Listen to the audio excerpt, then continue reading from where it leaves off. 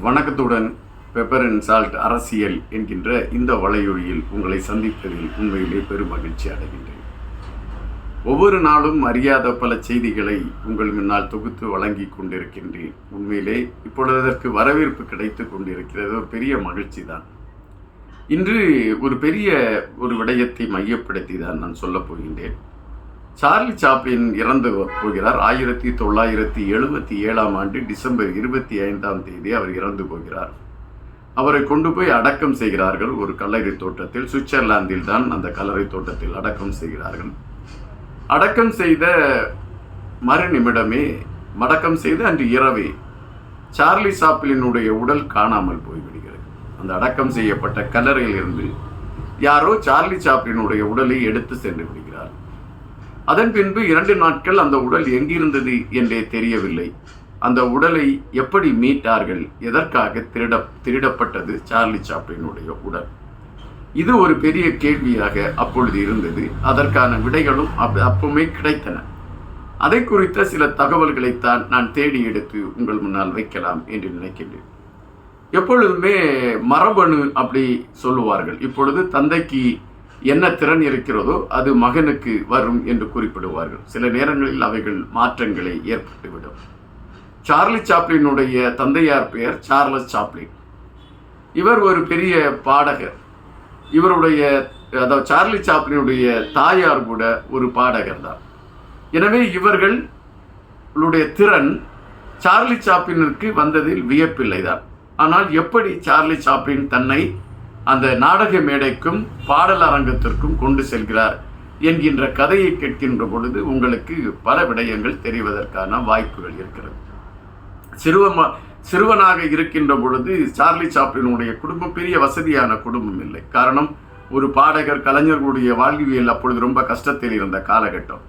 எனவே சார்லி சாப்ளினுடைய தாயாரும் தந்தையாரும் மேடைகளில் நடித்து வரக்கூடிய பணத்தை வைத்துதான் அவர்கள் உண்டு கொண்டிருந்தார்கள். இதில் ஒரு சின்ன பிரச்சனை ஏற்பட்டுவிடுகிறது. சார்லி சாப்ளினுடைய தந்தையாருக்கு இன்னொரு பொண்ணோடு தொடர்பு ஏற்பட்டு விடுகிறது. எனவே சார்லி சாப்ளினுடைய தாயார் மிகவும் சிரமப்படுகின்ற ஒரு நிலைமைக்கு தள்ளப்பட்டு விடுகிறார். இந்த சூழலில் சார்லி சாப்ளினுடைய தந்தையார் அந்த பெண்ணை 2வது திருமணமும் செய்து கொள்கிறார். ஒரு நேரத்தில் சார்லி சாப்ளினுடைய தாயார் மேடையிலே பாடுகிறார். இவருடைய பாடலை கேட்காமல் மக்கள் இவர் மீது கல்லெடுத்து அடிக்கிறார்கள்.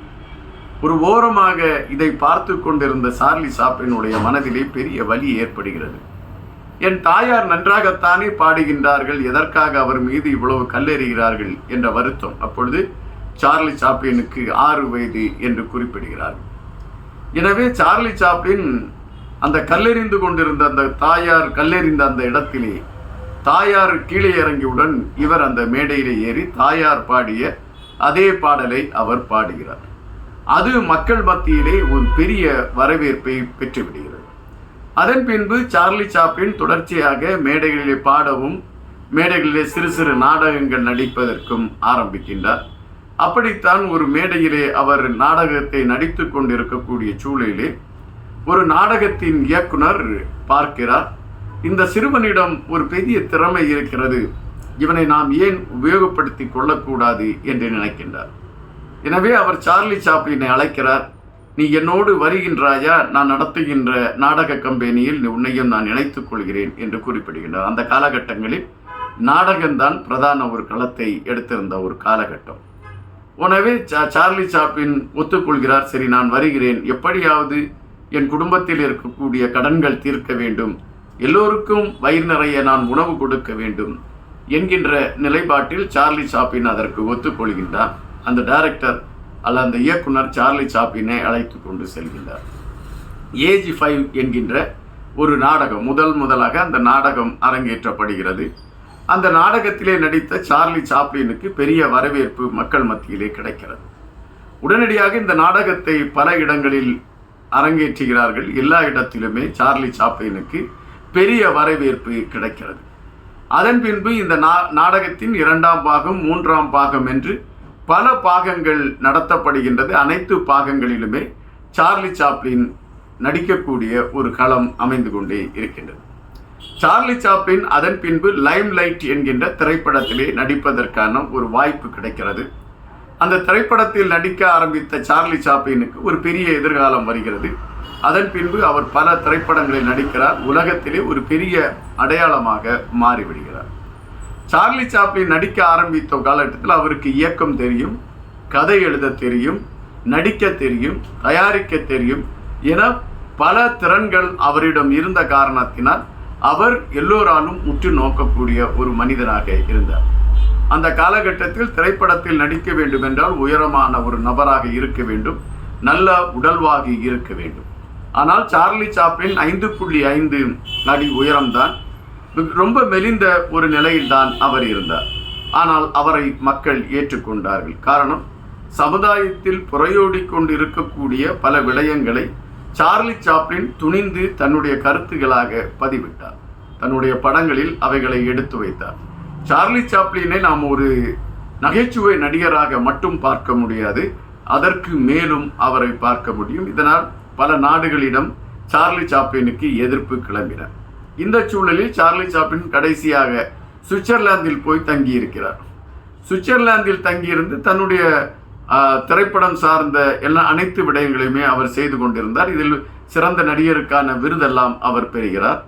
1977 ஆண்டு டிசம்பர் 25ஆம் நாளன்று சார்லி சாப்ளின் மரணத்தை தழுவிவிடுகிறார். சார்லி சாப்ளினுடைய மரணம் ஒரு திட்டமிட்ட கொலை என்று அப்பொழுது பேசப்பட்டது. பல ஊடகங்கள் இதை பிரதானமான செய்திகளாக எடுத்து வைத்து கருத்துக்களை பதிவிட்டது. இன்று வரை அது ஒரு மர்மமான மரணமாகவே கணிக்கப்படுகிறது. மரணமடைந்த சார்லி சாப்ளினை சுவிட்சர்லாந்தில் இருக்கக்கூடிய ஒரு பிரபலமான கல்லறையில் கொண்டு போய் கிறிஸ்தவ முறைப்படி அடக்கம் செய்கிறார்கள். அடக்கம் செய்துவிட்டு அவருடைய குடும்பத்தை சார்ந்தவர்கள் எல்லாம் மலர் மாலைகள் எல்லாம் வைத்துவிட்டு வீட்டுக்கு திரும்பி வந்து விடுகிறார்கள். மறுநாள் காலையிலே சென்று பார்த்தால் சார்லி சாப்ளினுடைய உடல் அங்கில்லை. அந்த உடல் திருடப்பட்டிருக்கிறது. எங்கு திருடப்பட்டிருக்கிறது, யார் திருடினார், எதற்காக திருடினார் என்கின்ற கேள்விகள் எல்லோர் மனதிலுமே எழும்புகிறது. காவல்துறை அதை ஆய்வு செய்வதற்கான களத்தை எடுக்கிறது. அப்பொழுது சார்லி சாப்ளினுடைய குடும்பத்திற்கு ஒரு தொலைபேசி அழைப்பு வருகிறது. உங்களுடைய சார்லி சாப்ளினுடைய உடலை நாங்கள் கடத்தி வைத்திருக்கிறோம், நீங்கள் எங்களுக்கு இவ்வளவு பணம் கொடுத்தால் உங்களுக்கு அவருடைய உடலை நாங்கள் திருப்பி தருகிறோம் என்று அறிவிக்கிறார்கள். ஆனால் அவர் குடும்பத்தை சார்ந்தவர்கள் பணத்தை புரட்டுவதற்கான ஏற்பாடுகளை செய்து கொண்டு இருக்கின்றார்கள். ஆனால் காவல்துறை இவர்கள் பணம் கொடுத்து சார்லி சாப்ளினுடைய உடலை பெற்றுவிட்டால் நமக்கு வெட்கக்கேடு என்கின்ற அடிப்படையில் அவர்கள் மிக தீவிரமாக களத்தில் இறங்கி அந்த கடத்தி சென்றவர்களுடைய விவரங்களை தேடி எடுத்து அவர்களை கண்டுபிடிக்க முயற்சிக்கிறார்கள். 2 நாட்கள் கழித்து காவல்துறை அவர்களை கண்டுபிடிக்கிறது. அவர்களிடமிருந்து உடலை பெற்று வந்து அவருடைய சார்லி சாப்ளினுடைய குடும்பத்திடம் அதை கொடுக்கிறார்கள். சார்லி சாப்ளின் மீண்டும் அடக்கம் செய்யப்பட்டார்.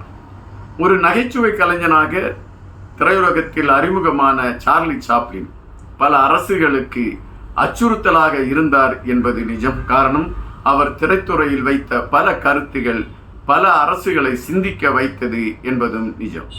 அந்த சார்லி சாப்ளின் மரணத்தை அடைந்து அவருடைய உடல் வைக்கப்பட்ட இடத்திலிருந்து திருடப்பட்டது என்பது ஒரு பெரிய சோகம்தானே. இன்னும் பல செய்திகளோடு உங்களை தொடர்பு கொண்டு கொண்டே இருப்பேன். நன்றியுடன் என்பார்.